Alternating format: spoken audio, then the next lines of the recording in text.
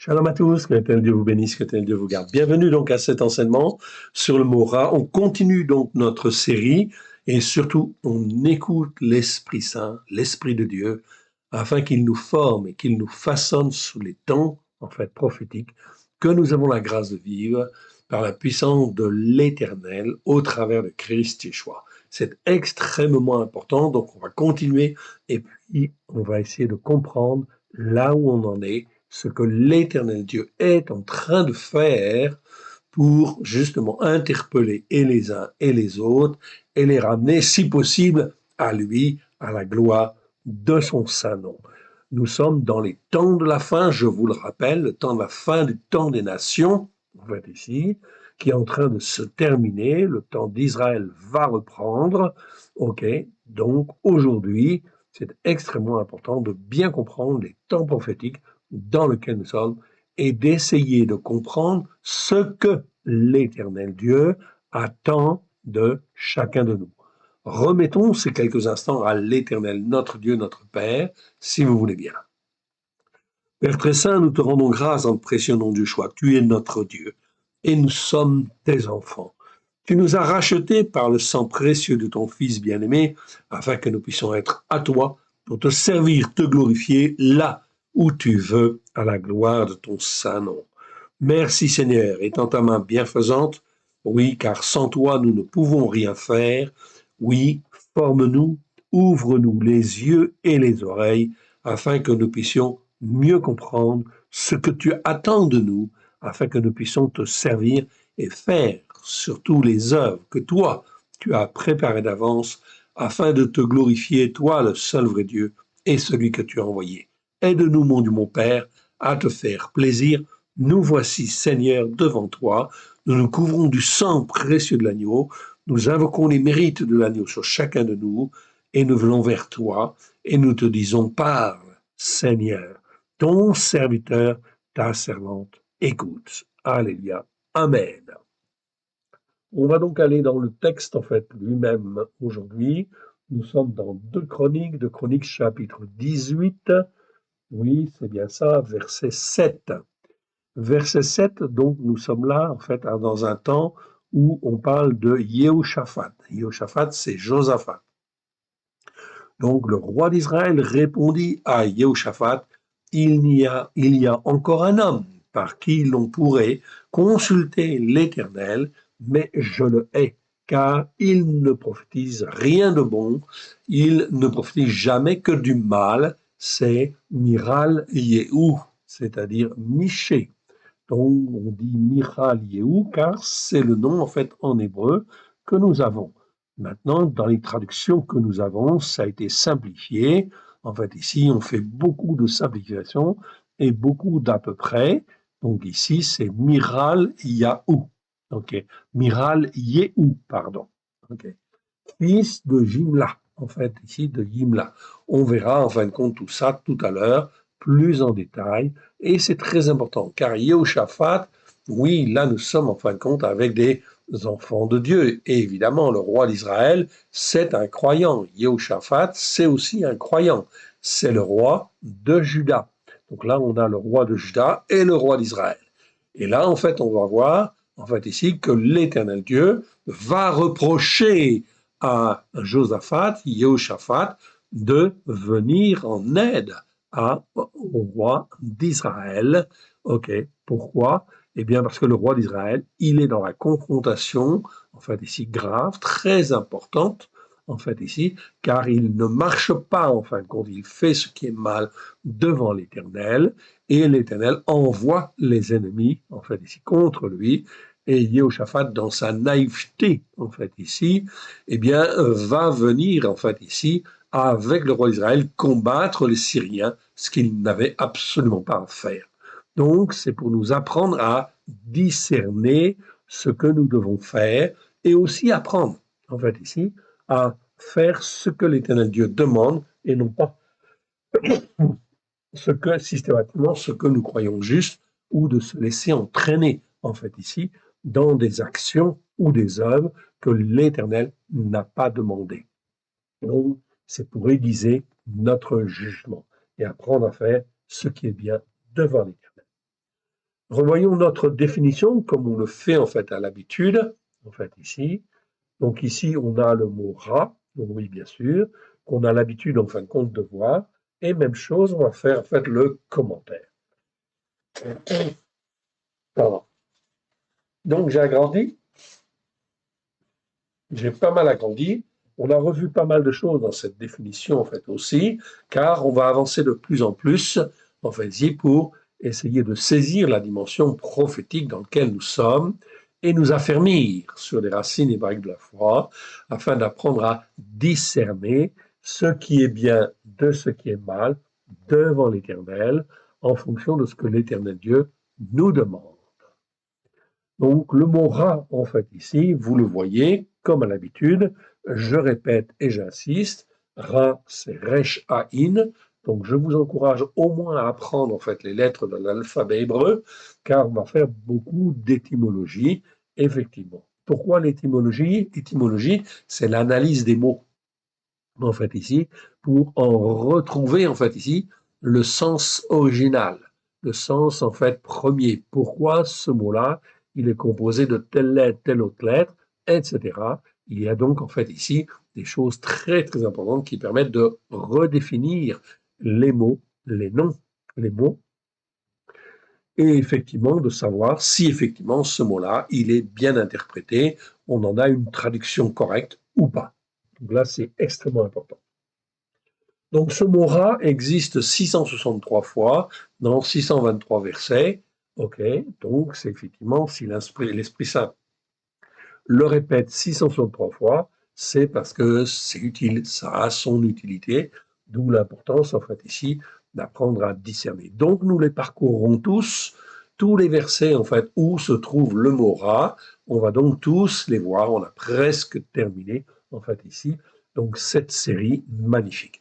Elle est extrêmement intéressante. Pourquoi? Parce que le but de cette série, c'est de nous apprendre à distinguer ce qui est bien de ce qui est mal, et d'apprendre à mettre de côté ce qui est mal, c'est-à-dire d'affiner notre jugement et d'avoir un jugement juste devant l'Éternel, car lorsque l'Éternel Dieu nous rachète au travers du sang de l'agneau, il nous commande, il nous ordonne d'apprendre à marcher selon un jugement juste et dans la justice par la foi. Donc, selon un jugement juste, c'est le mot mishpat en fait en hébreu. On a fait les vidéos dessus. Je vous renvoie en fait à ces vidéos et c'est donc très important. On voit en fait ici l'importance fondamentale d'avoir un jugement juste. C'est évidemment pour ne pas faire d'erreurs de conduite en fait on va dire. Ok. Eh bien, c'est très important. On doit apprendre en fait à conduire sa vie en fait ici le mieux possible devant l'Éternel. Et si on fait des erreurs, si on fait des écarts, eh bien, le Seigneur nous dit, vous devez apprendre à marcher selon un jugement juste et dans la justice par la foi.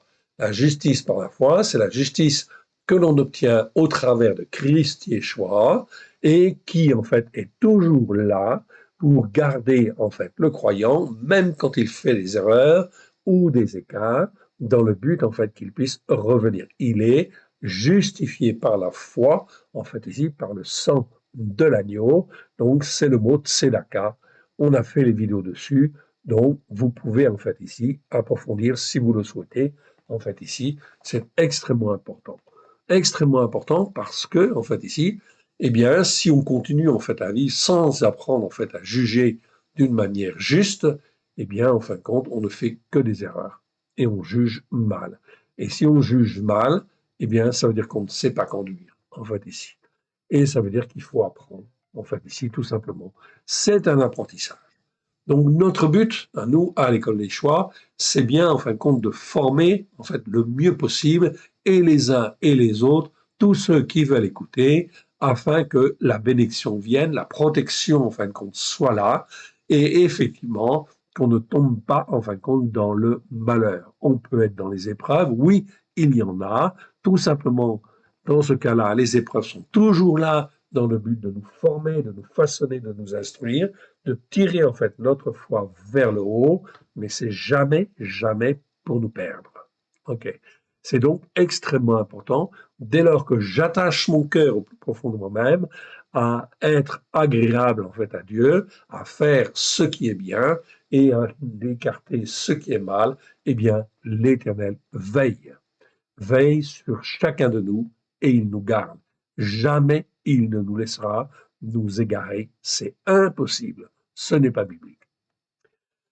Donc le mot rat, en fait, ici, la première fois qu'on le voit, c'est dans Genèse 2,9, où on parle de l'arbre de la connaissance du bien et du mal. Donc l'arbre, en fait, ici, de la connaissance, en fait, du bien et du mal. Extrêmement important, fondamental. Cet arbre de la connaissance du bien et du mal, bien sûr, physiquement, c'est pas un arbre, c'est une image, évidemment. Okay, mais c'est tout ce qui, en fait, permet de grandir dans la connaissance du bien et du mal. En fait, voilà pourquoi on traduit par le mot arbre, en fait, ici, mais c'est également, en fait, une substance, en fait, ici, spirituelle, qui nous permet d'apprendre, en fait, ce qui est bien et ce qui est mal devant Dieu, en fait, ici.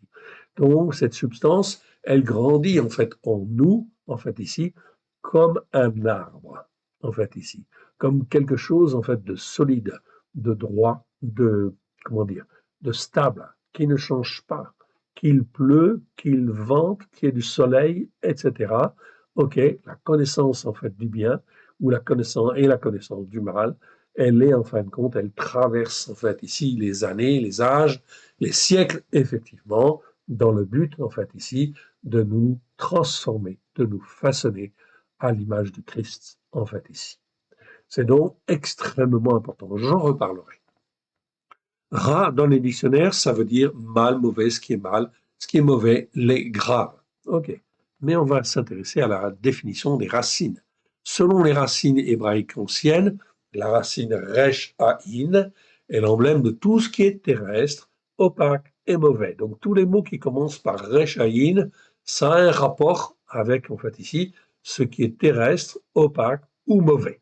Donc quand c'est vocalisé ra, comme ici, avec un patar, en fait, ici, sous le resh, eh bien, ça symbolise, en fait, ce qui est mauvais. OK? Sinon, en fin de compte, c'est terrestre, etc.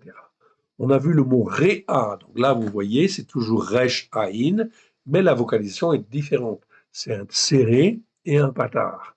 Donc, ça se prononce réa. Je passe sur le suivant, on le verra une autre fois. Okay. Donc, réa, en fait, ici. C'est la même racine, mais la vocalisation est différente. Quand c'est réa, effectivement, ce mot-là existe 188 fois dans 173 versets, en fait ici, et ça parle en fait surtout du prochain. Dans la seconde, c'est traduit 69 fois par prochain, 44 fois par autre, okay, 41 fois par ami, donc ami c'est pas tout à fait ça, en fait ici, mais c'est plutôt le prochain ou l'autre, en fait ici. Donc, dans la seconde, en fait, voilà comment c'est traduit, en fait, ici. Donc, réa, c'est très important, en fait, ici. En fait, on voit bien que c'est effectivement, en fait, ici, ok, la même racine, mais la vocalisation est différente. Donc là, on parle du prochain. Le prochain, c'est l'autre, ok. Mais tous les prochains ne sont pas forcément, en fait, gentils ou des gentils, évidemment. Donc là, d'où la nécessité d'apprendre ce qui est bien et ce qui est mal devant Dieu, car le prochain que l'Éternel met sur notre route, eh bien, est-ce que c'est vraiment, en fin de compte, un prochain que je dois aimer, comme l'Éternel Dieu me demande, en fait, ici, dans Lévitique 19.8, si ma mémoire est bonne, en fait, ici, eh bien, l'Éternel dit, tu aimeras ton prochain comme toi-même, en fait, ici. Donc ça, c'est un commandement. Oui, bien sûr. OK. Donc on doit aimer son prochain comme soi-même. En fait, ici, bien évidemment. Mais dans quel but? Non pas pour dire, vous l'avez répété déjà plusieurs fois, la définition, non pas pour dire que le prochain, il est comme toi. Non, le prochain, il n'est pas comme toi. Si toi, tu es sur les racines, OK. Mais ce que Dieu veut, c'est que le prochain, s'il est possible, devienne comme toi, un serviteur de Dieu. Donc il faut apprendre, en fin de compte, si ce prochain, donc il faut juger, en fait ici, et apprendre en fait à savoir si ce prochain, c'est un guerre, un érard, okay, un jour ou un ori. Ok, je ne vous donne pas les définitions, on les a vues les fois précédentes. Ok, donc si ce prochain-là se révèle être un jour, tu t'enfuis. Et effectivement, si c'est un Héra, tu ne marches pas avec lui. En fait, ici, tu ne manges pas en fait avec lui. En fait, ici, ok. Par contre, si c'est un guerre, alors là, tu l'invites, ok, chez toi. En fait, ici, tu l'invites au fait de l'Éternel, etc., dans le but qu'il apprenne à connaître la parole de Dieu. C'est ça, en fait, que le Seigneur dit quand il dit, en fait, ici, tu aimeras ton prochain comme toi-même, dans le but, s'il est possible, de le, enfin, qu'il soit transformé, façonné. Ce n'est pas toi qui transforme, ce n'est pas toi qui façonne, c'est toujours l'Éternel Dieu. Donc l'Éternel Dieu se sert de chacun de nous afin de faire connaître sa parole, en fait ici, et que sa parole, en fait ici, si elle est écoutée, en fait ici, puisse transformer et les uns et les autres par la puissance de l'Esprit de Dieu, au travers de Christ Yeshua. Je pense que c'est suffisamment clair. Un autre mot nous avons vu, en fait, ici, qui nous interpelle, toujours Resh Aïn, vous voyez, en fait, ici, c'est toujours Resh Aïn, Resh Aïn, Resh Aïn. Ici, c'est Roa, en fait, ici. Donc, Roa, la vocalisation est différente, ok, 19 fois dans 19 versets. Chaque fois que l'on rencontre, en fait, ce mot-là, Roa décrit un état de dégradation morale et spirituelle intense où se mêlent malice, perversité et influence des esprits de Bélial. Donc là, effectivement, c'est extrêmement mauvais. Donc, si ton prochain est sous l'emprise, effectivement, d'une dégradation morale et spirituelle intense, où se mêlent malice, perversité et influence des esprits de Bélial, est-ce que tu vas aimer ce prochain, en fait ici, comme toi-même?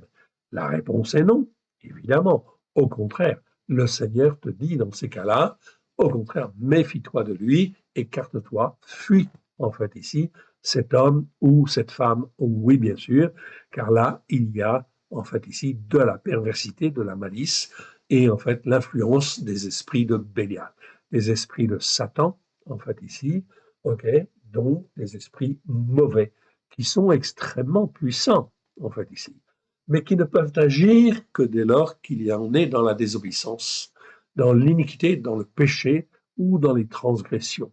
Ils ne peuvent pas agir, ils n'ont pas d'influence en fait directe sur effectivement ceux qui écoutent et qui mettent en pratique, en fait ici, les commandements de Dieu, la parole de Dieu, et qui sont dans l'obéissance et la soumission à la Torah, aux prophètes et aux psaumes, à la lumière de Yeshua. C'est impossible. Okay. Donc la Bible est très très claire là-dessus. On va dire ici, l'Éternel Dieu garde ses enfants et les garde en fait ici de tout malheur, en fait ici. Ils peuvent se retrouver dans une détresse oppressante qui amène l'angoisse à cause de leur erreur. Oui, bien sûr, ça peut arriver. Ici, ça arrive même. Okay. Mais l'Éternel, en fait, ici, fait toujours sortir le croyant qui se repent et qui fait appel à l'Éternel Dieu. C'est extrêmement important de bien comprendre cela, et tout cela est un apprentissage spirituel. Donc là, on voit le mot roa. Je tire votre attention ici sur la vocalisation. En fait, ici, rechaïn, la vocalisation ici, c'est un pata. Ici, c'est un tséré, un pata. Ici, c'est un olam et un patar. OK, bien. Donc la vocalisation, en fait, ici, nous la devons, en fait, au peuple juif, aux Chaldéens et au peuple juif, oui, bien sûr. Les racines, c'est ce qui a été donné par l'Éternel Dieu. En fait, ici, la parole de Dieu non vocalisée, c'est la parole que l'Éternel Dieu a donnée à Moshe. Oui, bien sûr. Donc, ce que, en fin de compte, ici, nous avons, nous, ce sont des, en fait, ici, des mots hébreux qui sont déjà, en fin de compte, repérés, identifiés, vocalisés, etc. Et tout cela nous vient de la culture des Chaldéens, des Juifs, etc. C'est pour ça que Yeshua dit que le salut vient des Juifs. Donc aujourd'hui, d'une manière très très claire, tous les croyants, qu'ils soient catholiques, protestants, évangéliques ceci, évangéliques cela, orthodoxes ou autres, en fait ici, coptes, etc., peu importe en fait ici leur dénomination, toutes les écritures, les traductions en fait qu'ils ont viennent de la racine juive, en fait ici, et de l'interprétation des juifs en premier. Oui, évidemment. Donc voilà pourquoi la racine juive est extrêmement importante et aujourd'hui s'élever contre Israël, contre les Juifs, effectivement c'est une offense majeure devant l'Éternel. Voilà pourquoi un pays, en fin de compte, doit effectivement s'occuper des Juifs qui, en fait, ici, sont des étrangers, en fait, ici, sur la terre, en fait, ici, du pays concerné, mais qui, en réalité, en fait, ici, doivent revenir vers Israël un jour ou l'autre. Oui, bien sûr. Donc, c'est extrêmement important de bien comprendre cela. La racine juive, elle est très, très importante, fondamentale, et qu'il est fondamental ici de respecter le peuple juif, même de la tradition, même s'ils ne comprennent pas le message de Yeshua aujourd'hui. C'est normal parce que ce n'est pas le temps, en fait, ici, pour eux de le comprendre. Je vous le rappelle que nous sommes toujours dans le temps des nations, en fait, ici. OK. Et donc, effectivement, le temps d'Israël n'a pas recommencé. Mais en fait, l'Éternel prépare les choses et certaines personnes peuvent être touchées par la grâce. Oui, des Juifs peuvent être touchés, mais ce n'est pas la majorité. Vous le voyez bien, parce que c'est le temps des nations. Et il faut que les nations soient jugées pour la manière dont ils sont interprétés, en fait, les Écritures, et dont ils ont évangélisé depuis 20 siècles, oui, bien sûr, car le flambeau de l'évangélisation était dans leurs mains. Donc le mot roi décrit un état de dégradation morale et spirituelle intense où se mêlent malice, perversité et influence des esprits de Bélial. Donc ici, cette notion, en fin de compte, de roi, en fait, ici, est en fait très intéressante. Oui, bien sûr. Car effectivement, quand on persévère dans les péchés, les transgressions, les iniquités, eh bien, il arrive un moment donné où c'est la malice qui prend le dessus, en fait ici, la perversité et l'influence des esprits de Bélial. C'est ce que vous constatez, en fait, ici, de vos propres yeux, de vos oreilles, lorsque vous entendez, en fait, des personnes, des croyants, qui s'élèvent contre la Torah, qui s'élèvent contre, en fait, les Juifs, ou la racine juive, qui sont antisémites ou antisionistes, etc. Eh bien, tout cela, c'est l'influence des esprits de malice, de perversité, et l'influence des esprits de Bélial, qui veulent détruire, en fait, Israël, en fait, ici, ou rejeter Israël. L'Église sans les racines, en fait, ici, n'a aucune survie, en fait, ici. On est bien d'accord là-dessus. Voilà pourquoi l'Éternel Dieu, en fait, ici, sait très bien que parmi les catholiques, les protestants, les évangéliques, il y a beaucoup de personnes, de croyants, qui sont entraînés dans l'erreur, qui sont en fait entraînés à des doctrines fausses, et l'Éternel Dieu veut les ramener. Voilà pourquoi il va y avoir tout un certain nombre de choses qui vont se passer dans le but que les uns et les autres puissent en fait ici se poser les bonnes questions. Et voilà aussi pourquoi l'Éternel Dieu relève Israël dans les temps prophétiques que nous vivons, afin de montrer que Israël, depuis 1948, l'Éternel Dieu a la main sur Israël, afin de relever en fait Israël, et que Israël soit effectivement recentré. Voilà pourquoi, en fait, recentrer et retrouve, en fait, ici, son importance. Voilà pourquoi je vous montre aussi dans les Écritures que, en fin de compte, les croyants, ok, qu'ils soient catholiques, protestants, évangéliques ou autres, ok, n'auraient pu avoir de traduction si, en fin de compte, les Juifs ne leur avaient pas mâché en partie le travail déjà, oui, bien sûr. Que ce soit Luther, que ce soit Calvin, lorsqu'ils ont fait leur traduction, vous pouvez être sûr, bien évidemment, qu'ils ont consulté effectivement en fait ici, les sages juifs, notamment en fait Rachi, etc., qui a vécu au Moyen Âge. Il n'y a pas un traducteur en fait d'une traduction française qui n'a pas été voir en fait comment Rachi avait traduit, justement pour en fait ici, en fait être inspiré en fait ici et traduire peut-être d'une autre manière, avec des nuances, etc. Mais en réalité, en fait, ici, ils ont servi de base, et c'est normal, et c'est très bien. C'était la volonté de Dieu.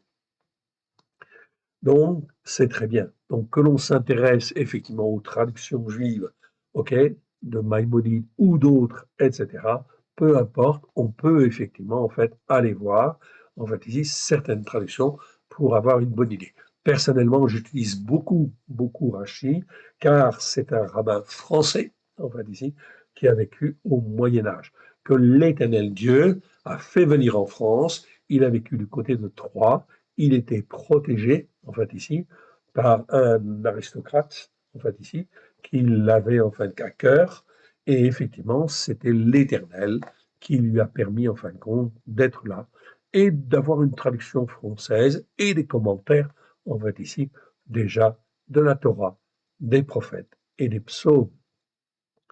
Il n'avait pas encore la lumière de Yeshua, évidemment, car, en fait, ici, c'était le temps des nations et non pas, en fin de compte, le temps d'Israël, en fait, encore. Mais c'est une base très intéressante.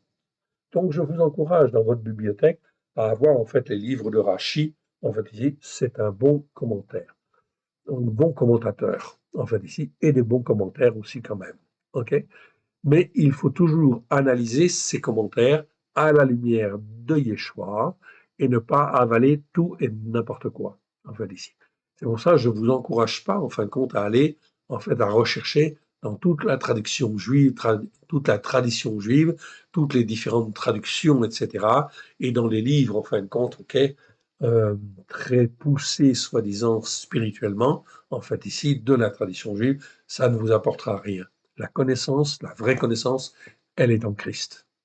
Et c'est Christ qui nous la révèle. Donc ici, quand on parle, en fait, ici, de l'arbre, de la connaissance du bien et du mal, et bien sûr, en fin de compte, c'est à la lumière de Yeshua.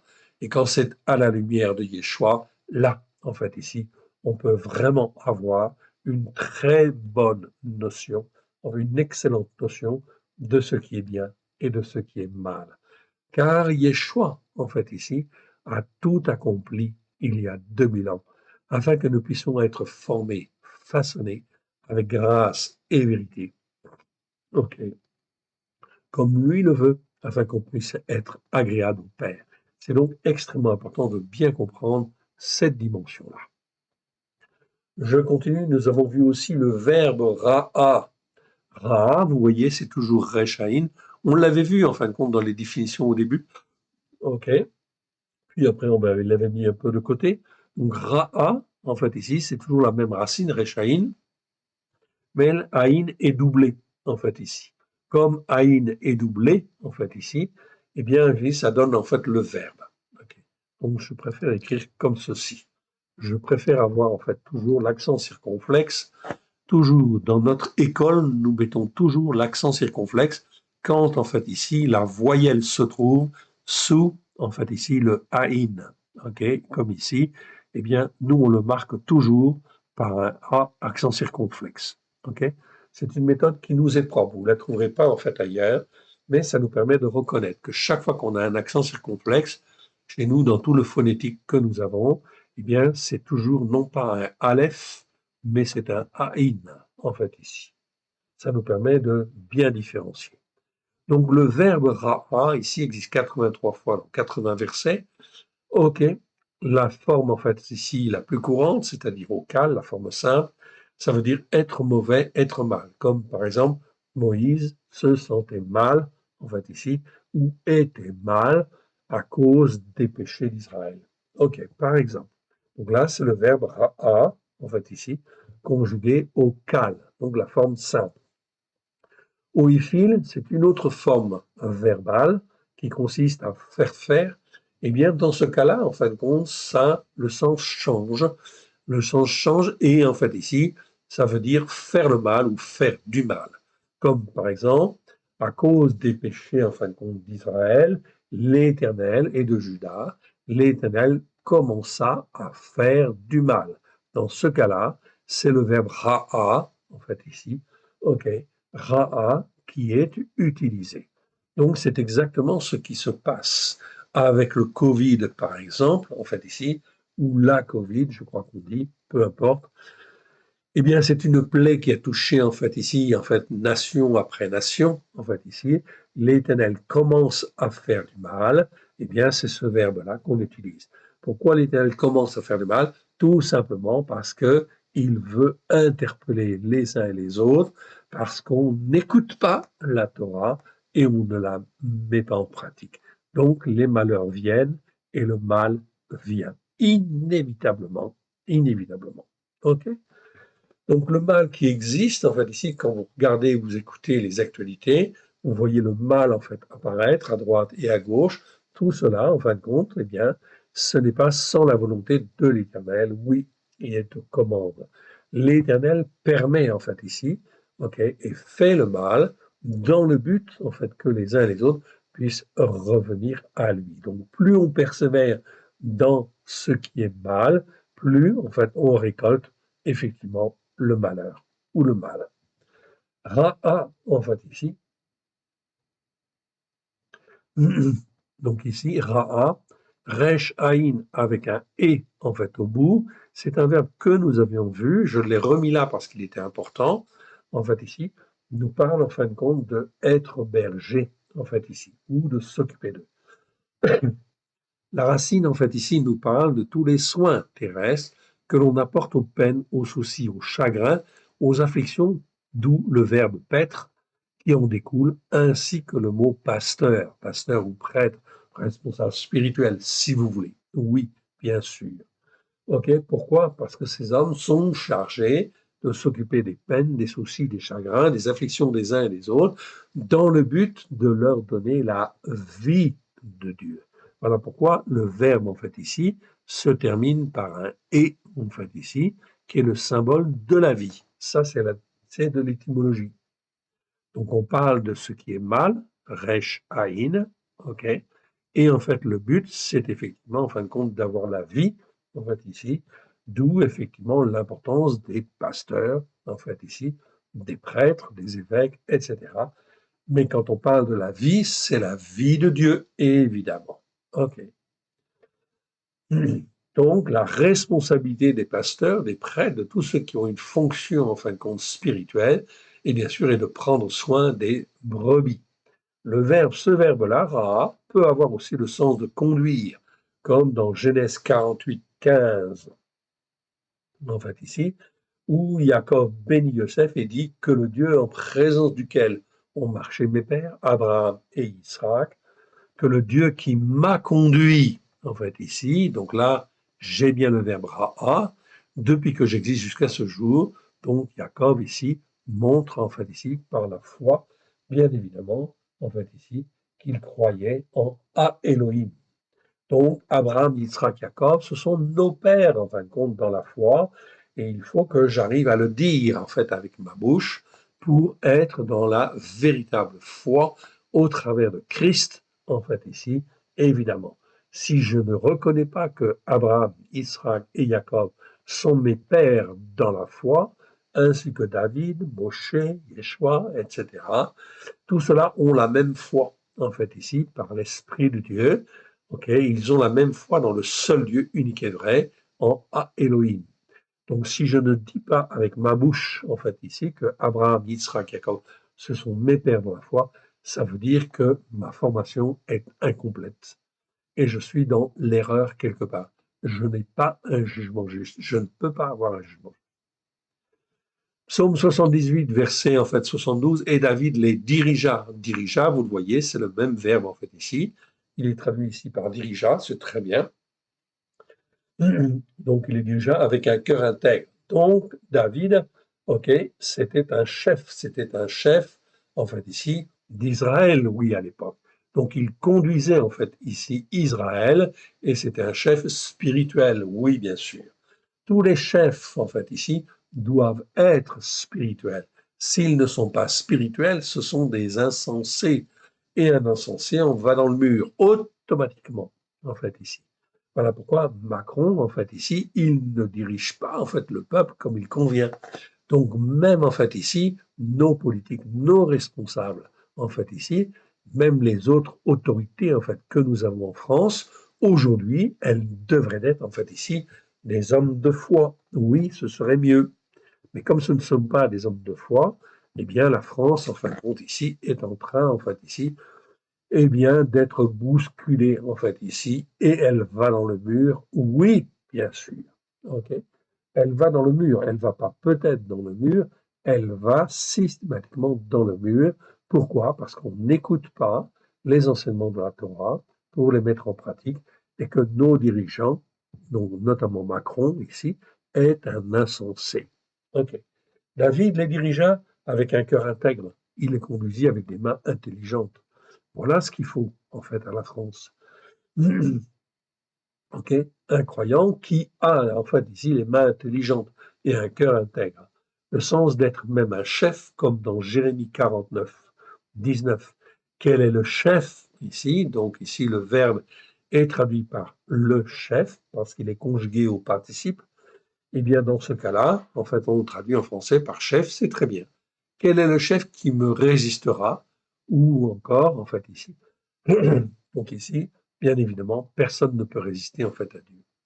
Prendre une attitude de résistance par rapport à Dieu, c'est extrêmement, en fait, extrêmement mauvais, oui, bien sûr. Il n'y a aucun chef, en fait, ici, sur la terre qui ne peut résister, en fait, à Dieu. Voilà pourquoi, en fait, ici, l'Éternel Dieu bouscule, en fait, ici, les autorités au niveau, en fait, mondial, en fait, ici, en utilisant Trump, oui, bien sûr, ok, qui bouscule, en fait, et les uns et les autres, qui bouscule les lois internationales, etc. Tout cela, l'Éternel Dieu, en fait, ici, le permet et le fait volontairement dans le but d'amener, en fait, ici, les malheurs et en fait ici que les uns et les autres puissent se déterminer, prendre en fin de compte des décisions, faire des choix, mais s'ils ne font pas les choix de venir vers Dieu, vers l'Éternel, ils iront automatiquement dans le mur, en fait ici. Michée chapitre 5, verset 4, il est dit, il se présentera, on parle là de Yeshua, et il gouvernera. Okay, donc là, vous voyez, diriger, conduire, ok. Ici, en fin de compte, le mot peut avoir une connotation effectivement très très forte, en fait ici. Donc conduire, effectivement, paître un troupeau, c'est en fait aussi le conduire, c'est aussi le gouverner, en fait ici, tout le rôle de nos dirigeants. Ici, Yeshua, quand il viendra, il gouvernera avec la force de l'Éternel, avec la majesté du nom de l'Éternel, son Dieu. Oui, et Yeshua revient bientôt. Oui, bien sûr. Mais avant, il doit se passer beaucoup de choses. Enfin, revenons au mot Ra, Resh Aïn, qui veut dire mal. Donc 1 Roi 11, 6, on le rappelle. Ce verset-là, je le rappelle à chaque fois, car il est important. Et chez le mot Salomon fit ce qui est mal aux yeux de l'Éternel. Il ne suivit point pleinement l'Éternel comme David son père. Il ne suivit point pleinement l'Éternel. C'est donc extrêmement important, lorsque je donne mon cœur et ma vie à Yeshua, je dois suivre pleinement l'Éternel. Et donc forcément apprendre à juger de ce qui est bien et de ce qui est mal. Et évidemment, pour faire les bons choix. Sinon, eh bien, je risque de faire comme Salomon, ok, et de ne pas suivre pleinement l'Éternel, comme David en fait avait fait. Dans ce cas-là, eh bien, ça entraîne des conséquences. L'Éternel Dieu qui juge, c'est toujours l'Éternel Dieu qui juge, oui. Ésaïe 45, 7 nous rappelle, et l'Éternel dit, je forme la lumière. La lumière, c'est or. Et je crée les ténèbres. Les ténèbres, en fait, ici, oui, c'est l'obscurité, c'est le fait de ne pas voir. Donc, ici, les ténèbres, c'est un mot très intéressant. On ne l'a pas étudié dans le détail, pas encore, 80 fois dans 77 versets, mais on le fera. Donc, recherche les ténèbres, c'est en fin de compte, ok, le fait que quelqu'un entend mais n'écoute pas ou ne comprend pas. Eh bien, ça, c'est en fait ici les ténèbres. Oui, les ténèbres, ça peut être les ténèbres du soir, en fait ici, et de la nuit, oui, mais généralement au sens spirituel du terme, en fait ici au sens figuré, c'est le fait de ne pas voir. Donc, quand l'Éternel Dieu, en fait ici, donne sa parole par un de ses serviteurs, la parole, en fin de compte, elle est entendue par effectivement les différents interlocuteurs. Les différents interlocuteurs qui sont en face, qui ont entendu, eh bien, ils écoutent ou ils n'écoutent pas. C'est Dieu qui sonde les cœurs, qui sonde les reins. Et effectivement, chez les uns, la parole de Dieu va en fait avoir un écho, en fait ici. Chez d'autres, pas forcément, en fait ici. Chez d'autres, pas du tout, etc. C'est la parabole du semeur, hein? Ok, on est là. Eh bien, effectivement, dans ce cas-là, les ténèbres, en fait, ici, viennent sur la personne, et la personne, elle n'entend pas, elle ne comprend pas. Donc la parole, en fin de compte, n'a aucun effet sur elle. Et là, ça devient grave. Ça devient très grave parce que cette personne, elle est en train de s'endurcir, effectivement, et elle va mourir, bien sûr. Mourir spirituellement, en fait, déjà. Je donne la prospérité et je crée. En fait, ici, le verbe bara, c'est créer. En fait, ici, c'est toujours un verbe pour Dieu. L'homme, en fait, ici, jamais, aucun verset, en fin de compte, ici, n'utilise, en fait, ici, le verbe bara pour l'homme. Non, c'est toujours Dieu. Et je crée le mal, en fait, ici. Dans la seconde, c'est traduit par adversité. Non, c'est Dieu qui le crée. Moi, l'Éternel, je fais toutes ces choses, en fait, ici. OK? Donc, même en fin de compte, on n'est pas habitué forcément, en fin de compte, à entendre cela, mais c'est l'Éternel Dieu qui fait le mal, en fait aussi. Il le permet. Il crée le mal. Il crée le mal qui est toujours, toujours, toujours la conséquence, en fait, des péchés, des transgressions, des iniquités qui ont perduré, en fin de compte, dans le temps, en fait, ici. OK, toujours. Moi, l'Éternel, je fais toutes ces choses. Avec cette 129e vidéo, c'est la 643e fois où l'on trouve, en fait ici, le mot rat dans les Écritures. En tout, il y en a 663, ok? Et en fait ici, nous sommes à la 646e fois, ok? Donc, vous voyez, en fin de compte, il nous en reste moins de 20, en fait ici, 17 de 20. À ce stade, comme on a vu en fin de compte ce mot rat en fait très souvent, on peut dire d'une manière certaine aujourd'hui, en fait ici, ok, à ce stade,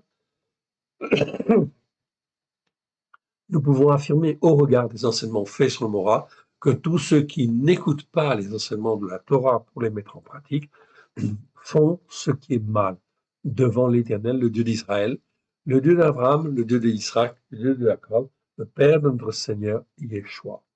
Et je parle aussi, en fin de compte, des croyants, en fait, ici, ok, qui invoquent, en fait, ici, le sang de Christ. J'ai été racheté par le sang de Christ, en fait, ici, mais je n'écoute pas les enseignements de la Torah, je ne fais pas le Shabbat, je ne fais pas, en fait, les fêtes de l'Éternel. Eh bien, tout cela, c'est mal devant Dieu. Les Écritures sont très claires. Donc, si je persévère, en fait, ici, dans ce sens, à ne pas faire dans ce cas-là, mon cœur va s'endurcir et en fait ici les ténèbres dans ma manière de réfléchir, ma capacité en fait à raisonner, les ténèbres vont venir et je ne vais plus avoir un jugement juste, c'est impossible. C'est donc extrêmement important. En fait, l'obéissance et la soumission à Dieu est primordiale. C'est là que l'Éternel Dieu sonde les cœurs, sonde les reins. Il regarde si on écoute et si on met en pratique. Si on écoute et si on met en pratique, Dieu bénit et il accepte les erreurs. On est bien d'accord. Voilà pourquoi la justice par la foi, elle existe. Mais de deux choses l'une, ou dans le fond de ton cœur, tu as envie d'obéir et c'est très bien.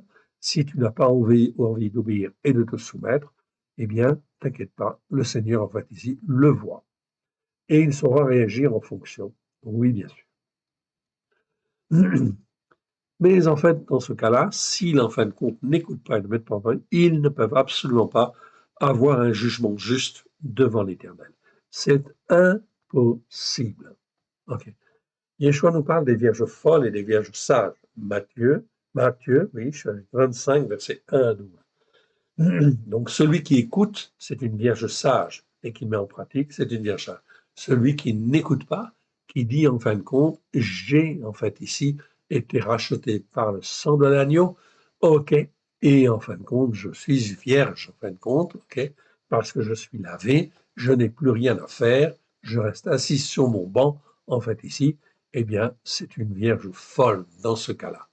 Donc, vous voyez bien, en fait, ici, qu'en matière de prochain, en fait, ici, si le prochain que l'Éternel Dieu a mis, en fait, sur ta route, se comporte comme une vierge folle, eh bien, il faut lui dire,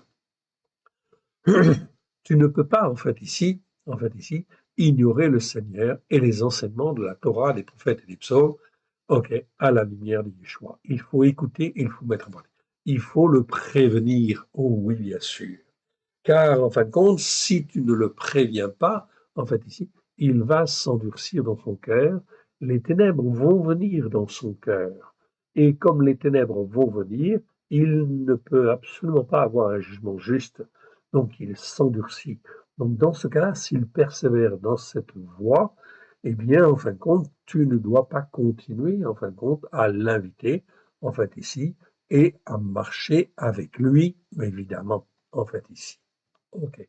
Sauf à le revoir de temps en temps pour en fait, le rappeler et lui, en fait, montrer qu'il faut revenir, évidemment. Donc, vous voyez, nous sommes en 2026.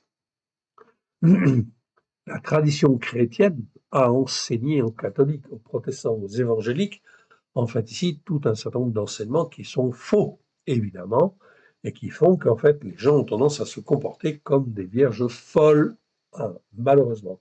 Donc, il faut, nous qui sommes sur les racines, dire au contraire, Torah émet. Torah émet, ça veut dire ta Torah est la vérité. Psaume 142, 119, verset 142. Et de dire en fait aussi que le mot nomos dans le Nouveau Testament doit être traduit, devait être traduit par en fait ici le mot Torah. Et que le mot Torah, c'est l'enseignement en fin de compte de Dieu que Dieu donne à tous les descendants d'Adam, à tous les hommes. Donc, mais je dis bien à tous les descendants d'Adam. Ésaïe 42, en fait, il dit bien que, en fait, ici, jusqu'à ce que les îles espèrent en sa Torah. Les îles, c'est tous les peuples du monde. OK? Donc, les îles, c'est tous les descendants d'Adam, si vous voulez.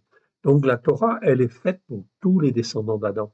Voilà pourquoi, en fait, ici, elle n'est pas faite que pour les Juifs.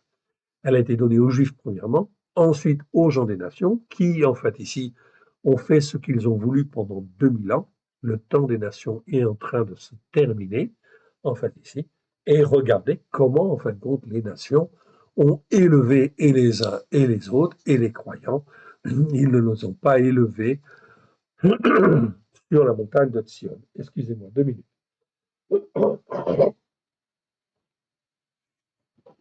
Donc, ils n'ont pas été élevés sur la montagne de Sion, en fait ici, qui est la montagne de la sainteté, en fait ici, qui permet que l'on s'élève dans la sainteté vers Dieu, mais ils ont été élevés sur la montagne catholique, ou les montagnes, ou les collines protestantes, ou évangéliques, etc.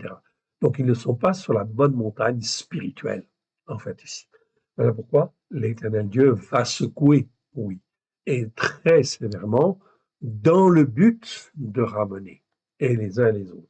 Et Ézéchiel 33, je répète, Ézéchiel 33, l'Éternel Dieu dit, je ne veux pas la mort du méchant. En fait, ici, ce que je veux, c'est qu'il se repente, qu'il change de voie. En fait, ici. C'est donc très important. Donc, tous ceux qui comprennent sont appelés, nous sommes appelés à parler de notre bouche de la vérité, afin d'en sauver le plus possible tous ceux qui voudront écouter. Mais ce n'est pas à nous de convaincre, c'est l'Esprit Saint qui convainc de péché. En 2026, l'Éternel, le Dieu d'Israël, le Dieu d'Abraham, de Israël et d'accord, le Père, notre Seigneur Yeshua, conformément aux Écritures, qui amène les malheurs. Donc les malheurs, Ra'a, en fait ici, okay, qu'on a vu souvent déjà, en fait ici. Donc c'est, en fait ici, l'épée, la famine, la peste, mais aussi les êtres par qui les malheurs arrivent. Donc les malheurs, c'est en fait ici tout ce que l'on voit, tout ce que vous entendez en fin de compte en nouvelles, qui en fait ici nous parle de malheur à droite, malheur à gauche. Tout cela, c'est effectivement l'Éternel Dieu qui le permet en fait ici. Jusqu'à bousculer en fait ici le monde par l'intermédiaire d'hommes que l'Éternel Dieu a choisis. Donc Trump, s'il bouscule les uns et les autres, tout simplement, en fin de compte, c'est parce que c'est l'Éternel Dieu qui suscite en fait cet homme. Je n'ai pas dit que c'était un saint. Ne me faites pas dire ce que je n'ai pas dit. Mais l'Éternel Dieu utilise Trump, en fait, ici, pour bousculer, en fait, notamment toutes les nations européennes, judéo-chrétiennes, qui n'ont pas fait leur boulot depuis 2000 ans, en fait, ici. Pas le boulot comme ils auraient dû le faire, en fait, ici. Donc aujourd'hui, en 2026, nous sommes dans les années, en fait, finales. Eh bien, l'Éternel Dieu va secouer. Et va secouer l'Europe, oui, évidemment, en fait, ici, même par Trump, oui, bien sûr. Ok. Trump, il a l'avantage d'être un croyant, mais c'est un croyant évangélique. Donc, dans sa manière de juger, il est, enfin, pas tout à fait juste, en fait, ici, bien évidemment, en fait, ici, par rapport à la Torah, aux prophètes et aux psaumes. Mais l'Éternel Dieu se sert de lui. Netanyahou, en fait, aussi, c'est un homme fort, c'est un guébert. Trump, c'est un guébert, en fait, ici, tout simplement. Donc, les guébers, en fin de compte, ce sont des hommes forts que l'Éternel, en fait, Dieu utilise, en fait, ici. Ce sont des hommes forts, en fait, ici, mais en fin de compte, il vaut mieux qu'ils soient avec le Seigneur. Okay. Netanyahou, c'est un guébert, c'est un homme fort, en fait, ici, que l'Éternel Dieu utilise pour relever, en fait, Israël, oui. Il s'est magnifiquement, en fin de compte, battu, en fait, ici, dans ces dernières années. Et effectivement, c'est l'Éternel Dieu qui a donné du succès à Israël. Oui, bien sûr, en fait, ici. Donc, on voit que la main de l'Éternel est là, en fait, ici, ok, manifestement. Donc, il faut avoir les yeux pour voir.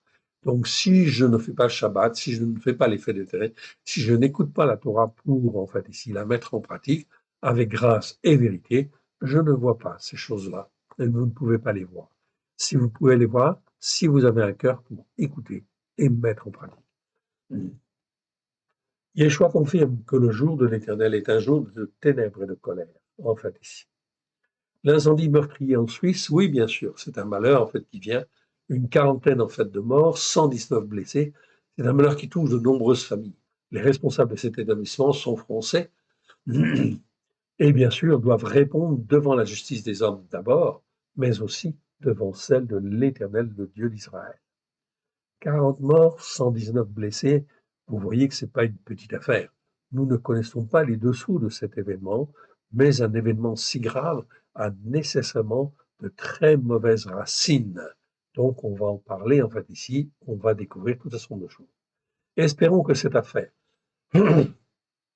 puisse interpeller les uns et les autres et les faire revenir vers Dieu en fait ici, car ce n'est là que les prémices des malheurs à venir sur tous les descendants d'Adam, en fait, ici. Encore une fois, où sont les chrétiens rachetés et censés être greffés sur la racine d'Israël, eux qui doivent témoigner? Où sont leurs témoignages?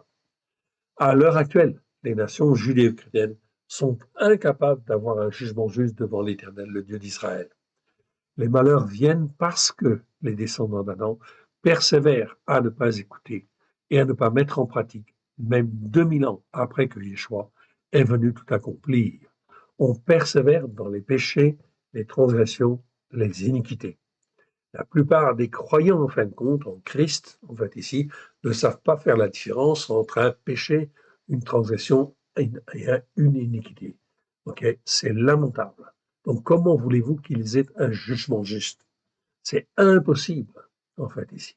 Donc, voilà pourquoi, en fait, ici, les malheurs vont venir pour que les uns et les autres puissent apprendre, si possible, à discerner. Voilà pourquoi l'Éternel Dieu veut susciter tous ceux qui sont sur la racine pour qu'ils puissent parler et dire que Torah est maître au travers de Christ Yeshua.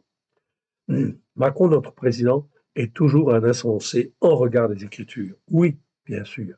Macron est devenu même le prince des insensés et attire le malheur sur la France et les Français.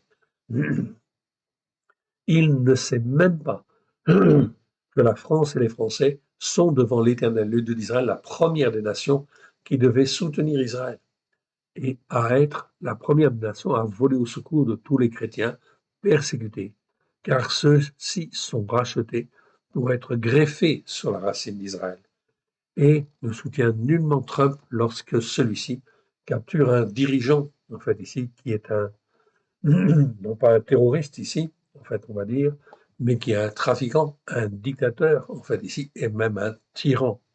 Normalement, en fait, ici, un croyant dirigeant d'une nation dite chrétienne devrait pouvoir se lever au niveau mondial, en fait, ici, pour témoigner de la parole de Dieu. Oui, évidemment. Mais vous ne voyez pas beaucoup ça. Oui, malheureusement. OK. Macron, en fin de compte, ici, OK, il préfère respecter le droit international plutôt que la Torah, qui oblige le plus fort à venir au secours du plus faible. Et dans la Torah, c'est très clair, en fait, ici. Le plus fort, il doit venir au secours du plus faible. C'est donc extrêmement important, en fait, ici, fondamental. La Torah, elle a été faite pour tous les hommes, tous les descendants de l'homme. Qui a créé le ciel et la terre? C'est l'Éternel, le Dieu d'Israël. Oui. Et il a donné une Torah. La Torah, elle est au-dessus de toutes les lois, en fait, ici. Voilà pourquoi toutes les nations, en fait, ici, doivent respecter, en fait, et espérer en la Torah, en fait, ici. Voilà pourquoi, depuis 2000 ans, l'Église n'a pas fait son travail. Oui, bien sûr. Et les jugements viennent, en fait, ici, car ce n'est pas parce que l'Église n'a pas fait son travail que les responsables et les dirigeants ne devaient pas se poser les bonnes questions non plus. Vous pouvez voir que Macron est totalement hors course dans ses priorités. Il n'a même pas conscience de son iniquité. Macron n'a aucune crainte de l'Éternel, le Dieu d'Israël, le Dieu d'Abraham, d'Isaac et de Jacob, le Père de notre Seigneur Yeshua.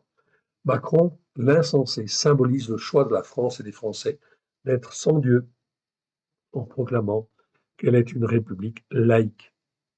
C'est l'ouverture à l'islam, oui bien sûr. OK. Aux États-Unis, le maire de New York, je le répète, Zoran Mondani, prend ses fonctions au 1er janvier 2026 en prêtant serment sur le Coran. OK. C'est sur une terre dite chrétienne, censée être chrétienne. Ces choses arrivent. C'est en fait ici quelque chose, en fait, bien sûr, c'est une gifle, en fait, ici. Ce n'est pas l'Église, c'est l'Église qui devait envahir le monde, en fait, ici. Non, au lieu de ça, c'est le monde qui envahit l'Église. Et au lieu, même pire, en fait, ici, c'est même d'autres religions, notamment le Coran ici, qui envahit, en fait, ici. Qu'est-ce qui va devenir? Qu'est-ce que la France, en fait, va devenir au travers des prochaines élections? Parce que la France, en fait, ici, se dit, en fin de compte, laïque, elle perd son identité. OK. Et en perdant son identité, elle renie le Christ. Sur la scène internationale, la France et les Français sont mis en première ligne, car elle est la première des nations à être jugée devant l'Éternel, le Dieu d'Israël. C'est vraiment ce que je veux souligner, en fait, aussi dans ces vidéos, c'est que la France est en première ligne. OK. La France et les Français sont condamnés plus qu'aucune autre des nations européennes. Pour ceux qui veulent écouter dans les temps prophétiques que nous vivons, rappelons les paroles de la nouvelle alliance mentionnées dans les chapitres de Matthieu, de Lucas. Je vous laisse les redécouvrir. Je les ai donnés les fois précédentes. Je ne les redonne pas en fait ici. Vous pouvez les consulter. Mais vous les recevrez mercredi prochain également. Je continue en fait ici sur d'autres passages. En fait ici. Tout ça, vous pouvez en fin de compte, vous le verrez. Vous le verrez vous-même. OK. En fait, pour qu'une démocratie, en fait, ici ne tombe pas, il faut un homme fort. Je rappelle que démocratie, en fait, ici, des mots, j'avais donné la définition. C'est bien d'être dans une démocratie. C'est bien, c'est mieux déjà. C'est une évolution, c'est mieux que la royauté. Mais démocratie, en fait, ici, vous avez des mots, en fait, ici. Des mots, en fait, c'est le peuple. Et cratie, c'est le pouvoir, en fait, ici. Donc, c'est le pouvoir au peuple. Donc, si le peuple n'est pas ou n'est plus croyant, alors la division, la discorde s'installe de plus en plus. C'est ce que vous voyez en fait en France. Ok. Donc la démocratie est en train de mourir, oui, jusqu'au désordre, jusqu'à l'anarchie. L'histoire des hommes nous le montre. Alors seul un empereur ou un dictateur peut sortir la France et les Français du bourbier dans lequel elle est en train de s'enfoncer. Il faudrait à la France, un Français, en fait, que la France soit une théocratie chrétienne qui croit dans le Christ hébreu. Ça, ce serait parfait. Vous pouvez donc constater, et nous en sommes loin, en fait, ici, que l'évolution des choses conduit inévitablement, en fait, au désastre. Oui, en fait, ici. Donc, on le voit, prophétiquement parlant, nous allons dans le mur. Oui, bien sûr.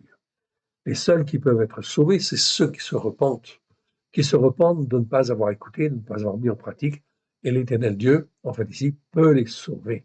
OK. Mais d'une manière générale, la France et les Français sont condamnés.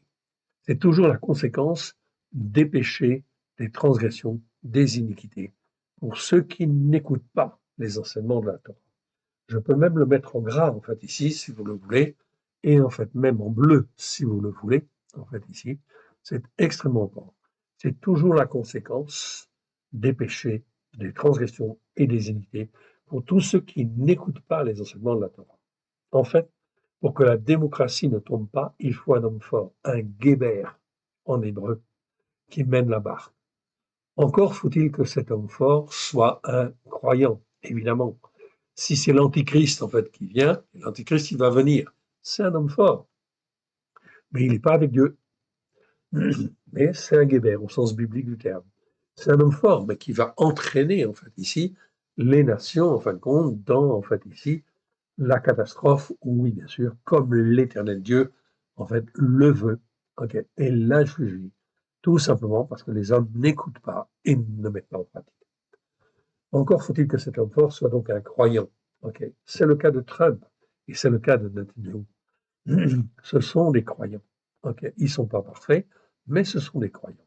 Il est croyant, puissant et autoritaire. C'est très bien dans un sens, mais fait-il toujours ce qui est bien aux yeux de l'Éternel, l'Élohim d'Israël? Vous voyez bien, on voit très clairement qu'il soutient Israël, vient au secours en fait des chrétiens persécutés et va capturer en fin de compte un dictateur narcotrafiquant qui se comporte très mal par rapport à la Torah. Ce que fait Trump là est très bien aux yeux de l'Éternel, le Dieu d'Abraham, de Isaac, de Jacob, le Père de notre Seigneur Yeshua. Oui, c'est très bien. Même si Trump n'est pas parfait, on voit que le plan prophétique de l'Éternel, l'Élohim d'Israël, suscite Trump dans ce temps de la fin du temps des nations. Pour bousculer les nations et interpeller tous les dirigeants du monde, en fait, ici. OK. Même Trump, en fait, ici, veut s'approprier, en fin de compte, le Groenland. Vous l'avez entendu. Est-ce que c'est bien? Est-ce que c'est mal devant Dieu? En fait, ici. Je vous laisse la question sans réponse pour le moment. Vous essaierez d'y répondre. OK. Je vous répondrai, en fait, ici.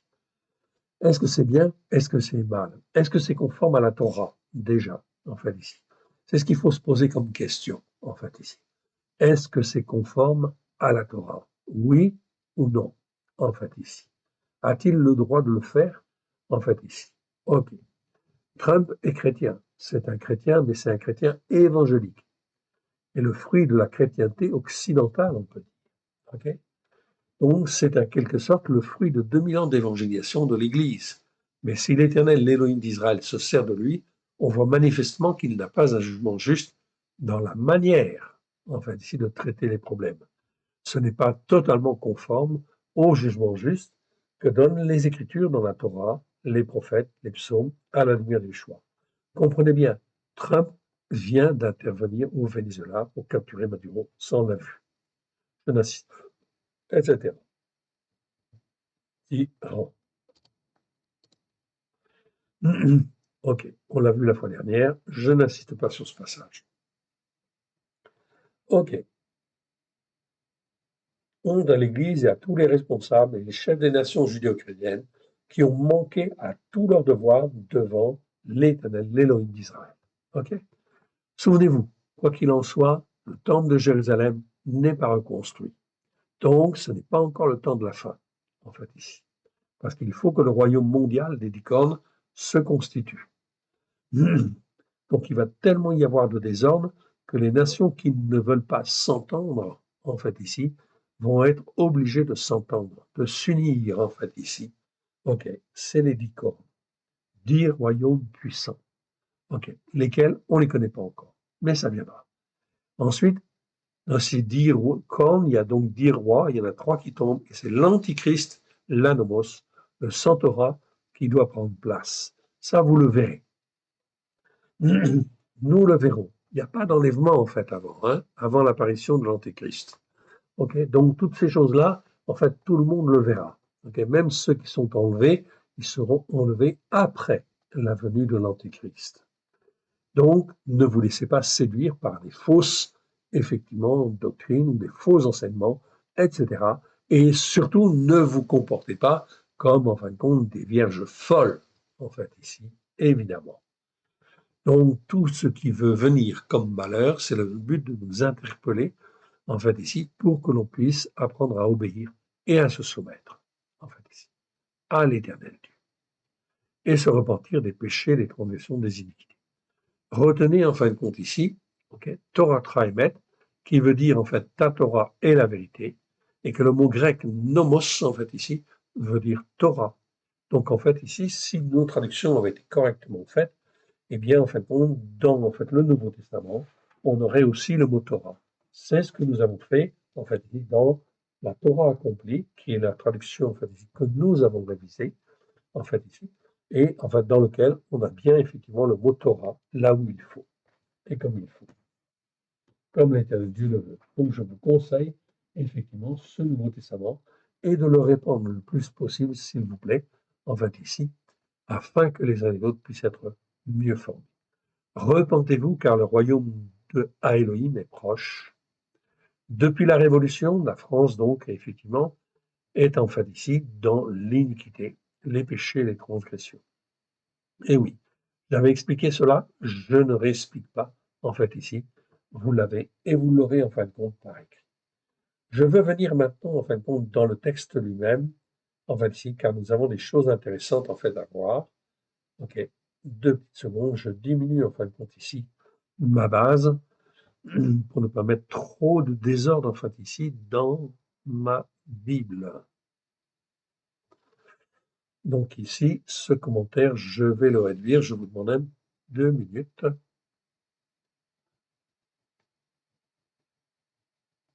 Voilà, ok. Et puis on va aller dans le texte, en fait, au-dessus.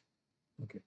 Donc on était dans ce passage, c'est en fait ici le passage de 2 Chroniques, chapitre 18. 18, verset 7. Mais on va reprendre à partir du verset 1. C'est extrêmement important, parce que là, nous avons 2 types de croyants, en fait, ici, le roi d'Israël et le roi de Juda. Ok? Donc, nous sommes dans 2 Chroniques, chapitre 18, versets 1 à 18. Très, très intéressant. Josaphat, c'est en hébreu Yehoshaphat, ça veut dire l'Éternel a jugé. Bon, je ne reviens pas sur la signification du nom, c'est pas le moment. Donc, il eut en abondance des richesses et de la gloire. Pourquoi? Parce que lui, il l'écoutait et il mettait en pratique. Et l'Éternel Dieu a béni, béni, béni, béni, béni, béni. Ok? Il marchait bien, très, très bien. Il faisait ce qui était bien devant l'Éternel. Ok? Mais, eh bien, en fin de compte, il s'est allié, en fait, ici. Il s'allia avec Arav. Arav, c'est le mari, en fin de compte, ici, de Jézabel. C'est le roi d'Israël. Ok. Arav, qui veut dire, en fait, ici, frère du père. En fait. Mais, en réalité, en fait, Arav est un homme très faible. Il n'exerce pas, en fait, l'autorité. Et il ne peut pas exercer l'autorité parce qu'il a une femme, en fait, ici, Jézabel, qui est extrêmement autoritaire, puissante, en fait, ici, spirituellement parlant, en fait, ici, elle est démoniaque, si je puis dire, en fait, ici. Donc, elle est dans le roi, c'est-à-dire l'influence, la duplicité, en fin de compte, la malice, la perversité, ok, les esprits de Bélial, en fait, ici. On est dans le roi, évidemment. Donc, une femme qui est sous l'emprise de l'esprit de Jézabel, Et évidemment, en fin de compte, il ne faut pas l'écouter. Et il ne faut pas surtout l'épouser, certainement pas. Si tu l'épouses, t'es foutu. Pardon. Si tu l'épouses, t'es perdu, en fait, ici.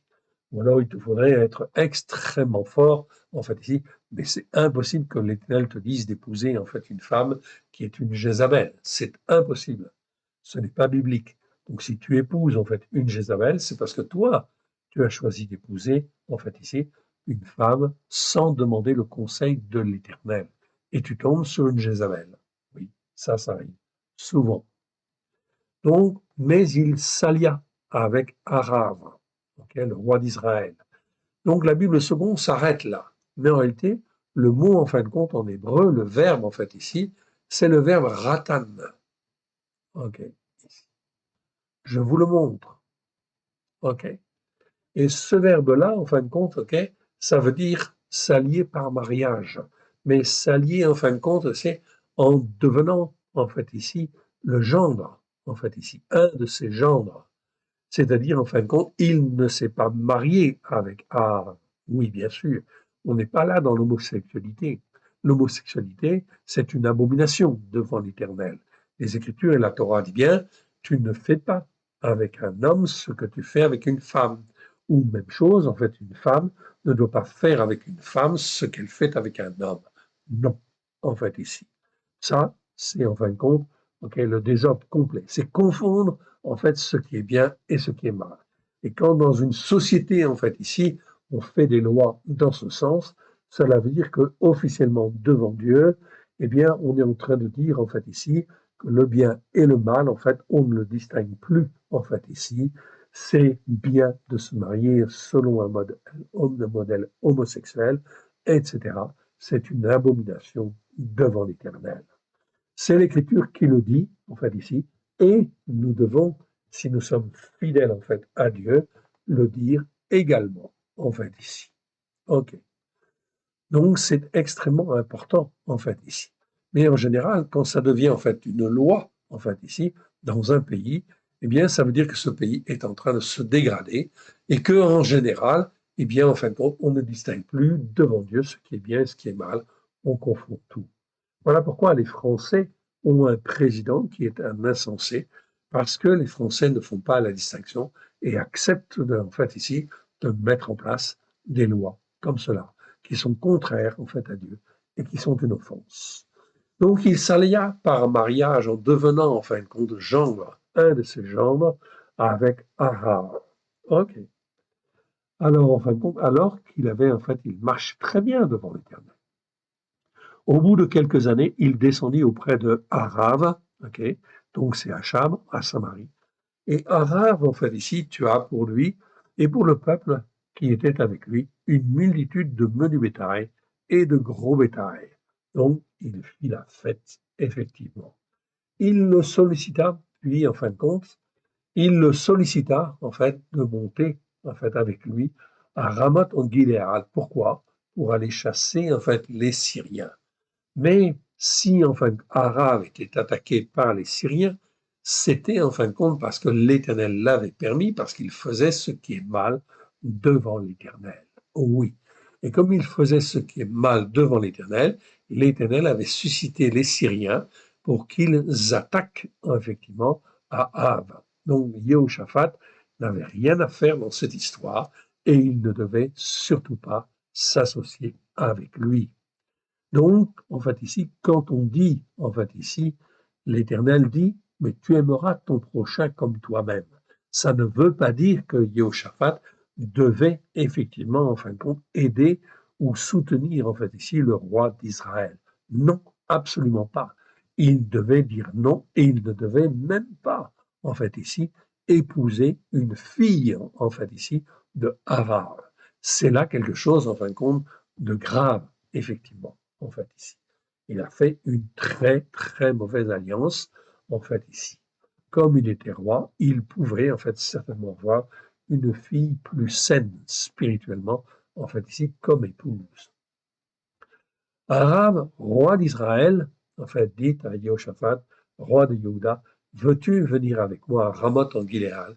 Jehoshaphat, en fait, Josaphat, lui répondit, moi comme toi, mon peuple comme ton peuple, nous irons l'attaquer avec toi. Donc là, il prend parti, en fait, ici, prend parti pour, en fait, ici, Arabe, oui, et il se laisse séduire, se laisse entraîner, en fait, ici. Puis, Yehoshaphat dit au roi d'Israël, consulte maintenant, je te prie, la parole de l'Éternel. Donc là, il a du bon sens quand même. Il dit au roi, consulte maintenant, je te prie, la parole de l'Éternel. Le roi d'Israël assembla les prophètes au nombre de 400 hommes et leur dit, irons-nous attaquer Ramoth en Galaad, ou dois-je y renoncer? Ils répondirent, monte, et à Elohim la livrera entre les mains. Donc voilà ce que les prophètes ici d'Israël, du roi d'Israël, disent. Monte, la livrera, monte, en fait ici, et à Elohim la livrera entre les mains du roi. Ils ont un langage spirituel très séduisant. Mais Yehoshaphat dit, ok, il a un petit doute. Il dit, ces prophètes-là, c'est pas forcément, en fin de compte, les bons prophètes. N'y a-t-il plus ici aucun prophète de l'Éternel, car par qui nous puissions le consulter? Alors le roi d'Israël répondit à Yehoshaphat, il y a encore un homme par qui l'on pourrait consulter, en fait, ici, l'Éternel, mais je le hais, car il ne prophétise rien de bon, il ne prophétise jamais que du mal, en fait, ici. Donc là, on voit bien, effectivement, qu'il y avait bien un autre prophète, c'est Michée, qui, en fait, ici, sur le roi d'Israël, prophétisait des choses, en fin de compte, qui sont mauvaises. Pourquoi? Parce que le roi d'Israël faisait ce qui est mal devant l'Éternel. C'est Michal Yehou, en fait, ici. En fait, dans notre traduction, c'est marqué Miché. Donc, en fait, c'est Michal Yehou. Je ne détaille pas, en fin de compte, le mot. Ce serait trop long et il faudrait un peu plus de temps, en fait, ici. Fils de Yimla, en fait, ici. Et Yehoshaphat dit que le roi ne parle pas ainsi, en fait, ici. Donc, Yehoshaphat prend parti pour ce prophète. Alors le roi d'Israël amena un eunuque et dit, fais venir tout de suite Miral Yehou, en fait, ici. Et Miral Yehou, dans le texte hébreu, en fait, ici, n'est pas vocalisé. OK? Vous voyez, il n'y a pas de voyelle, en fait, ici. Pas du tout. Il y a une raison à ça, mais on ne va pas l'étudier aujourd'hui. C'est pas le cas. OK. Donc, il est, en fait, ici, non vocalisé. Okay, je vous le montre, hein, si vous le voulez. Hein. Okay, verset 8. Alors, verset 8, okay, vous le voyez, en fait, ici. Alors, en fait, où est-ce qu'il est? Miral Yehou, le voilà. Okay, donc là, vous voyez, Miral Yehou, c'est en bleu. En fait, ici, entre parenthèses, en fait, ici, le scribe a dit qu'il fallait lire Miral Yehou. Okay, il faut lire Miral Yehou, mais il n'est pas vocalisé dans le texte hébreu, en fait, ici. Donc, il y a une raison à ça. C'est tout simplement, en fait, on veut le consulter, mais en fait, ici, on ne s'intéresse pas à ce qu'il peut dire. Alors,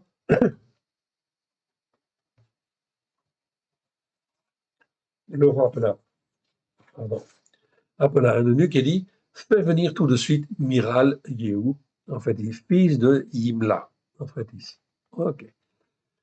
Le roi d'Israël et Yehoshaphat, roi de Juda, étaient assis chacun des hommes, okay, sur son trône, okay, revêtus de leurs habits royaux. Ils étaient assis dans la place à l'entrée de la porte, en fait, de Samarie. Excusez-moi.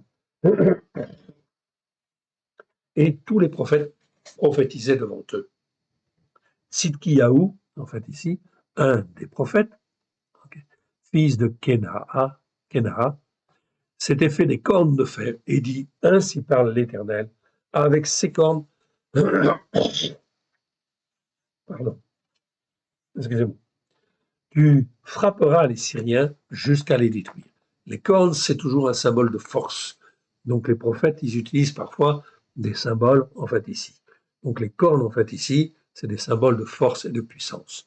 Donc c'était pour dire qu'avec la force que l'Éternel va te donner, en fait, ici, tu vas battre les Syriens jusqu'à les détruire.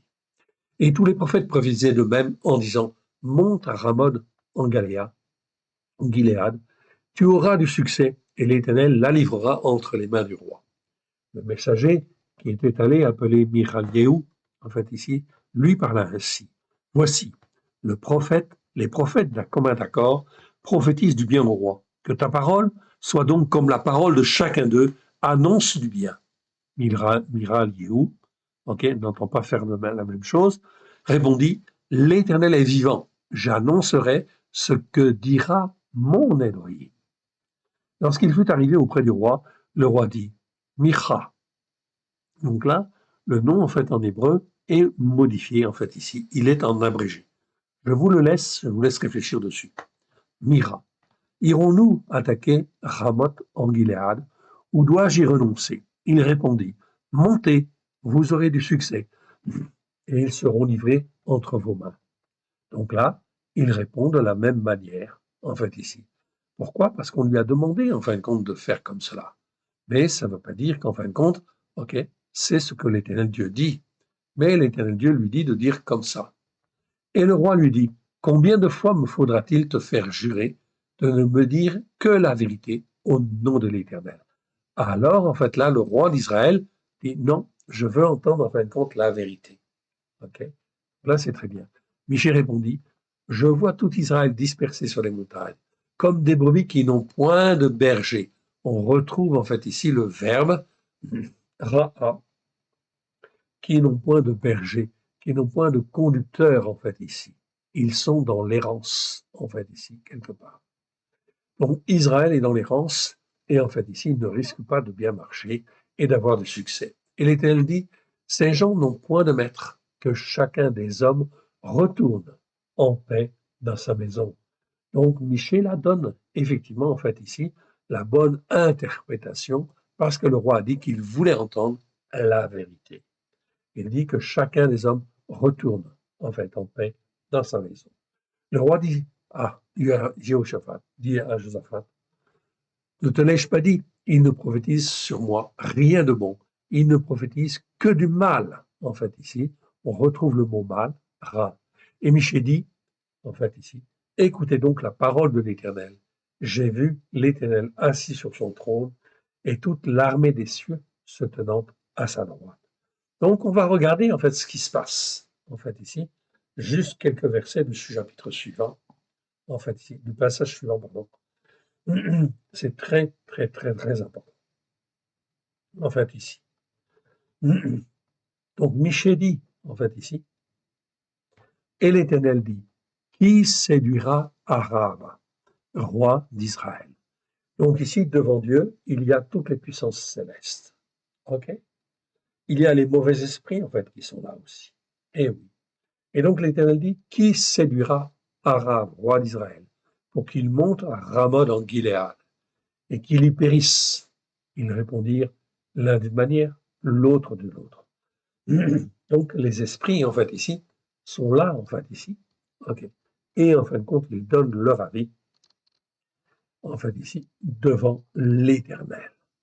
Mais l'Éternel dit très bien ce qu'il veut faire. Il est le maître du jeu, toujours. Donc, il est le maître du jeu, et même des esprits impurs, qui ne peuvent agir sans, en fait, ici, l'ordre de l'Éternel Dieu. Verset 20.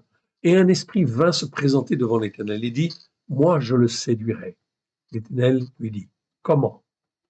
Je sortirai, répondit-il, et je serai un esprit de mensonge dans la bouche de tous ses prophètes. Donc, un esprit de mensonge dans la bouche de tous ses prophètes. Et l'Éternel dit, tu le séduiras et tu en viendras à bout. Sors et fais ainsi. Donc l'Éternel Dieu lui ordonne. Il ne peut pas faire autrement que ce qui est convenu. Oui, bien sûr. Donc il va faire ce que l'Éternel lui permet de faire. Et maintenant, voici, l'Éternel a mis un esprit de mensonge. Donc, Michée dit bien. Et maintenant, voici, l'Éternel a mis un esprit de mensonge dans la bouche de tes prophètes qui sont là. Et l'Éternel a prononcé le malheur contre toi. Donc, vous voyez, ici, il n'a rien caché, en fait, au roi d'Israël. Oui, l'Éternel a mis un esprit de mensonge sur tous tes prophètes. Et il a prononcé le malheur contre toi. Alors, Tzidkiyahu, fils de Kenaama, Kenana, s'est approché, frappa Miral Yehou, en fait, ici sur la joue, et dit, par quelle voie l'Esprit de l'Éternel est-il sorti de moi pour te parler? Donc on voit ici le faux prophète qui agit et qui parle au nom de l'Éternel, en fait ici, soi-disant, mais en réalité, non, c'est pas du tout au nom de l'Éternel. Donc ça, c'est pour nous apprendre à juger, en fait ici, à avoir du discernement. Miral Yehou répondit, tu le verras au jour où tu iras de chambre en chambre pour te cacher. Le roi d'Israël dit, prenez Miral Yehou et emmenez-le vers Amon, chef de la ville, et vers Joas, fils du roi. Vous direz ainsi par le roi, mettez cet homme en prison et nourrissez-le du pain et de l'eau d'affliction, jusqu'à ce que je revienne en paix. Et Miral Yehou dit, si tu reviens en paix, l'Éternel n'a point parlé par moi. Il dit encore, vous tous, peuple, entendez. Donc, Miral Yehud dit bien, en fin de compte ici, tout ce qu'il doit dire. Il dit la vérité au roi d'Israël. Mais le roi d'Israël n'écoute pas. Il est aveuglé, en fait, ici. Il y a des ténèbres devant ses yeux et dans ses oreilles. Il ne comprend pas, il est enténébré. Alors il continue, il dit, le roi d'Israël et Jehoshaphat, roi de Juda, montèrent à Ramoth en Gilead. Okay. Verset 29, le roi d'Israël dit à Jehoshaphat, je veux me déguiser pour aller au combat, mais toi, revêt-toi de tes habits. Et le roi d'Israël se déguisa et ils allèrent au combat. Mon frère, ma sœur, qu'est-ce que Jehoshaphat, en fait ici, fait là? Pourquoi il n'est pas rentré? Il ne devait pas monter, bien évidemment. Et vous voyez le roi d'Israël, qu'est-ce qu'il use en fin de compte ici? Il use en fin de compte de perversité. Il use en fait ici de fraude, de malice, d'esprit en fin de compte de séduction en fait ici. Il dit à Jehoshaphat, garde tes vêtements de roi. Comme cela en fin de compte, quelque part, l'ennemi verra que tu es le roi et moi qui serai déguisé, en fait ici, on ne me verra pas. Donc en fait, je pourrai monter en fait ici au combat sans que l'on me voie en fait ici. Pour essayer de déjouer en fait ici le plan de l'Éternel, qui voulait le faire mourir. Donc il avait bien compris qu'il allait mourir. Donc vous voyez, il séduit en fait ici d'une manière perverse Josaphat, Jehoshaphat. Et Jehoshaphat se laisse entraîner en fait ici. Et l'Éternel va lui reprocher en fait après. Ça va lui faire une belle leçon en fait ici. Le roi de Aram, c'est-à-dire de Syrie, avait donné cet ordre au chef de ses chars. Vous n'attaquerez ni grand, ni petit, ni grand, mais vous attaquerez seulement le roi d'Israël. Quand les chefs des chars aperçurent Jehoshaphat, ils le prirent évidemment et dirent, c'est le roi d'Israël. Ils l'entourèrent pour l'attaquer. Jehoshaphat poussa un cri et l'Éternel le secourut. Et Elohim les écarta de lui. Donc vous voyez, Jehoshaphat, il n'est pas à sa place. Il a risqué en fin de compte ici de mourir dans un combat qui n'était pas le sien. Voilà pourquoi l'Éternel Dieu veut nous apprendre à avoir un jugement juste pour ne pas être dans des combats que nous n'avons pas en fin de compte à faire. Oui, on doit apprendre à discerner en fait ici. Mais l'Éternel en fait ici, sauva effectivement Jehoshaphat, Josaphat, bien qu'il était dans la désobéissance quelque part. Il a manqué de discernement en fait ici quelque part. Les chefs des chars, voyant que ce n'était pas le roi d'Israël, s'éloignèrent de lui. Alors un homme tira de son arc au hasard et frappa le roi d'Israël au défaut de la cuirasse. Donc le roi dit à l'homme qui dirigeait son char, tourne et fais-moi sortir du champ de bataille, car je suis blessé. Le combat devint acharné ce jour-là. Le roi d'Israël fut retenu dans son char en face des Syriens jusqu'au soir, et il mourut, en fait ici, vers le coucher du soleil. Donc vous voyez, l'Éternel a fait tirer, en fait ici, un homme avec son arc, et la flèche, en fait ici, elle a été dirigée, en fait ici, sur le roi d'Israël, au défaut de la cuirasse. La volonté, c'est toujours la volonté de l'Éternel qui s'accomplit. Ceci est une belle leçon, en fait, ici, d'apprentissage pour apprendre, en fait, à juger ce qui est bien et ce qui est mal. Et là, nous sommes en face de croyants, en fait, ici. Et vous voyez que le roi d'Israël fait effectivement preuve de malice, de perversité. On est dans le roi. On a vu le mot tout à l'heure, en fait, ici. En fait, ici, une dégradation morale et spirituelle intense où se mêlent malice, perversité et les esprits, en fait, compte démoniaques. Les esprits démoniaques, c'est des esprits de prophètes, en fait, ici, qui, en fait, ici, vont dire le mensonge pour séduire le roi d'Israël, pour que le roi d'Israël meure, en fait, ici. Mais l'Éternel a gardé, en fait, ici, Josaphat, Jehoshaphat. Et en fin de compte, au chapitre suivant, verset 19, on va lire que les 3 premiers versets. Jehoshaphat, roi de Yehuda, revint en paix dans la maison à Yerushalayim. Donc c'était le roi de Juda. Yehou, fils de Hanani le prophète. Donc là, c'est un autre prophète de l'Éternel. Alla au-devant de lui et dit à Jehoshaphat, doit-on secourir le méchant? Aimes-tu ceux qui haïssent l'Éternel? Donc l'Éternel Dieu dit bien, aimer son prochain comme soi-même. Mais vous voyez bien, en fin de compte, que dans ce cas-là, Jehoshaphat ne devait pas, en fait, ici, aider le roi d'Israël. Non, en fait, ici. Pourquoi? Parce qu'il se comportait mal. Doit-on secourir le méchant? La réponse est non. Donc, quand quelqu'un, en fait, ici, refuse d'écouter la parole de Dieu et de la mettre en pratique, à partir du moment où il dit non, je ne veux pas écouter, je ne veux pas mettre en pratique, dans ce cas-là, il se comporte comme un méchant. Et en fait, ici, l'Éternel Dieu va s'en occuper. Mais ça veut dire que toi, tu ne dois pas secourir, en fait, ici, le méchant. Aimes-tu ceux qui haïssent l'Éternel? À cause de cela, l'Éternel est irrité contre toi. Mais il s'est trouvé de bonnes choses en toi, et tu as fait disparaître du pays les idoles d'Asherah, c'est-à-dire toutes les, en fait ici, les idoles qui existaient dans le pays, l'idolâtrie, en fait ici, les statues de la Vierge, le culte des saints, etc. Toutes ces choses-là, toutes ces choses qui sont comme des idoles, en fait ici, et tu as appliqué ton cœur au plus profond de toi-même à chercher, en fait ici, à Elohim. Donc il a cherché le seul Dieu unique et vrai. On le voit en fin de compte ici. Donc l'éternel Dieu ne l'a pas, en fait, ici, perdu, évidemment. Donc c'est important de bien comprendre, en fait, cela, mais ne pas faire, en fait, ici, les mauvais choix. Oui, bien sûr, en fait, ici. Donc on était dans le chapitre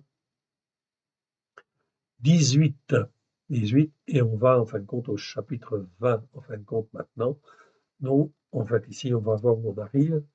On arrive en fin de compte dans 2 Chroniques, chapitre 20, verset 9.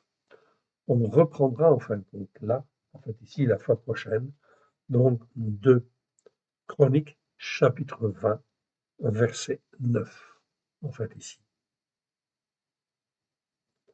On reprendra là, la prochaine fois. Et là, en fin de compte, on est toujours dans Jehoshaphat. Oui, Josaphat. OK. Donc, on viendra en fin de compte ici sur ce passage avec Jehoshaphat. Merci Seigneur pour ta parole que tu nous as donnée. Merci Seigneur. Nous te rendons grâce dans le précieux nom d'Yeshua que ce qui n'est pas de toi dans le nom d'Yeshua s'en aille dans les lieux arides. Que ce qui est de toi soit loin de grâce et de vérité au travers de Yeshua, ton Fils bien-aimé. Oui Seigneur. Et que cette parole puisse trouver un terrain favorable dans nos cœurs afin de nous élever, de nous former, de nous façonner, de nous apprendre à discerner ce qui est bien et ce qui est mal. Et tends ta main bienfaisante vers la gloire de ton saint nom. Oui, Seigneur, car sans toi, nous ne pouvons rien faire. Aide-nous, mon Dieu, mon Père, à te faire plaisir. Sonde nos cœurs, sonde nos reins. Voici, nous sommes sur une mauvaise voie et remets-nous sur la voie de l'éternité, à la gloire de ton saint nom. Merci, Seigneur. Que ton nom soit béni, honoré, lui, toujours et partout. Victoire, victoire, à l'agneau de Dieu. Alléluia. Que l'Éternel Dieu vous bénisse, que l'Éternel Dieu vous garde. Shalom à tous. Amen.